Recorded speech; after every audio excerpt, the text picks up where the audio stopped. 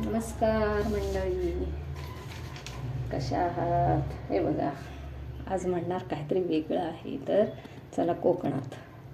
आज आपण फणसाच्या कोयरीची भाजी करणार आहे. अगदी खूप प्रसिद्ध आहे कोकणात. प्रत्येकाच्या घरोघरी या फणसाची भाजी ही असतेच उन्हाळ्यात.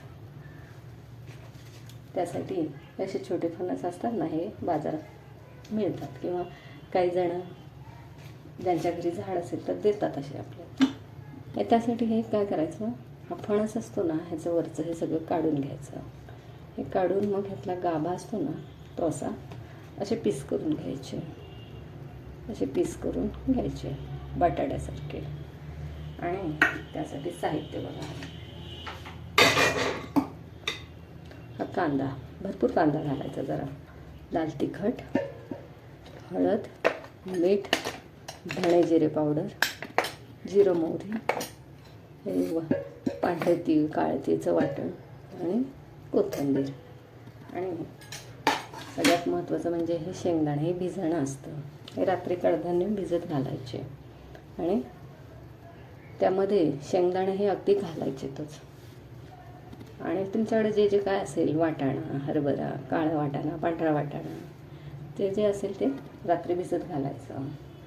आणि मग सकाळी हे आहे कुकरला लावून घ्यायचं. ह्याच्यात 10 शिट्ट्या काढायच्या. हे जरा शिजायला तसं हे असतं, कठीण असतं, त्यामुळे 10 शिट्ट्या ह्या घ्यायच्याच. आणि तोपर्यंत मी आधी शिट्ट्या काढून घेते. कुकरला 10 शिट्ट्या काढून झालेल्या. त्यामध्ये कडधान्य उकडून घ्यायचे आणि ते फणसाच्या कोयरी, फणसाचे पीस असतात ना, ते असे हे करून उकडून घ्यायचे. 10 शिट्ट्याच करायच्या. आणि मग त्या पीस असतात ना, हे बघा, हे असे मोकळे करायचे. हे मोकळे करून असे घ्यायचे. खूप ते बघा, असं काय काय वेळेला ना, त्याला जर जून असेल ना फणस तर आटला म्हणतात त्याला. त्या बिया असतात फणसाच्या.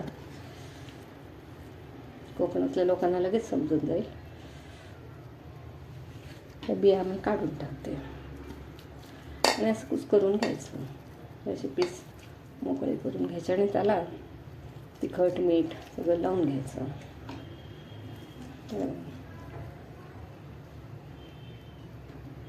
असं करून घ्यायचं, मोकळं करून घ्यायचं. अशा पाकळ्या त्याच्या ह्या अशा बिया असतात. जर जून फणस असेल ना तर ते त्याला मोठ्या बिया असतात आणि त्या चांगल्या लागत नाही, त्यामुळे काढून टाकते मी. लाल तिखट असं पसरून घ्यायचं. हळद, थोडंसं मीठ, धणे जिरे पावडर, हे सगळं असं मिक्स करून घ्यायचं. असं लावून घ्यायचं आणि दिसतं असं लावून घेतलं. पॅनमध्ये कढई तेल टाकून घ्यायचं. भाजीला जर तेल भरपूर लागतं, 2 ते 2.5 चमचे तेल टाकलेलं आहे, तापलेलं आहे. त्यामध्ये जिरं मोहरी घालायचं.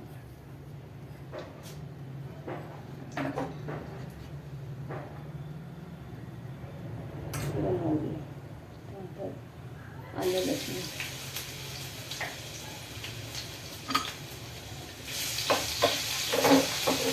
खूप छान लागते भाजी. म्हणजे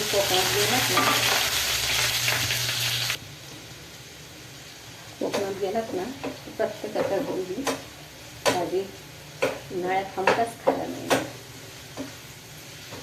कांदा भाजून घेते मी, 5 मिनिटं तरी लागतात कांदा भाजायला. भाजते तोपर्यंत आपण ह्यात सुद्धा मॅरिनेट केल्याप्रमाणे मीठ वगैरे घातलेलं, त्यामुळे ह्यात थोडंसं बेताचं घालायचं. 1.5 चमच्याने मीठ घालते. ही 4 ते 5 माणसांना पुरेल एवढी भाजी आहे. कांदा भाजते तोपर्यंत आपण हे तिखट मीठ लावलेली आहे ना, त्यामध्ये हे कडधान्य सुद्धा टाकले तरी चालू शकतात. त्यामुळे काय होतं, हे उकडलेले कडधान्य त्यामध्ये सुद्धा परत जरा मला तिखट कमी वाटतं.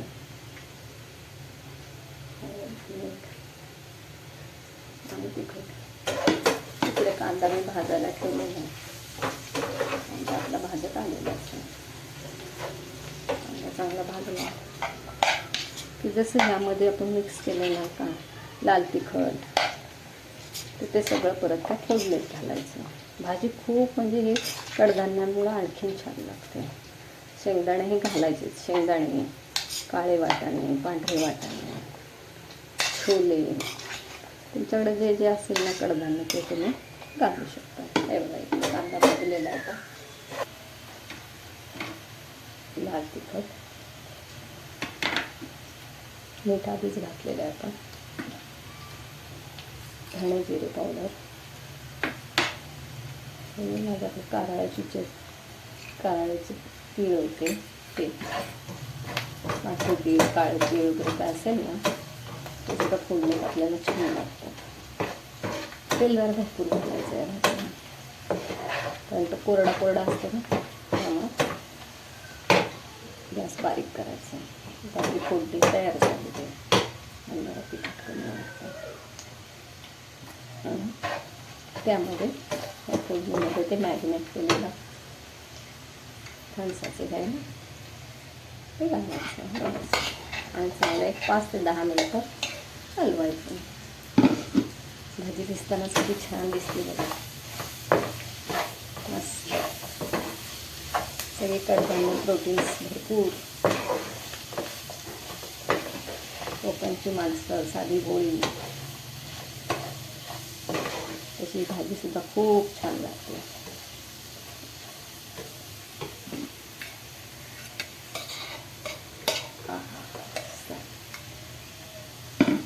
हे लावून घेतलं ना म्हणजे ना त्या भाजीला घर पाणी वापरत नाही, त्यामुळं ते तिखट मीठ असं जास्त लागत नाही. चांगली हलवून घ्यायची. 5 मिनटं तरी चांगली हलवून घ्यायची आणि एक वाफ काढून घ्यायची. आता एक वाफ काढून घ्यायची. एक 5 मिनटं वाफ काढली की ती भाजी अधूनमधून हलवायची मात्र. आता एक वाफ काढून घेतलेली आहे. मस्त वास सुटलेला फणसाच्या भाजीचा.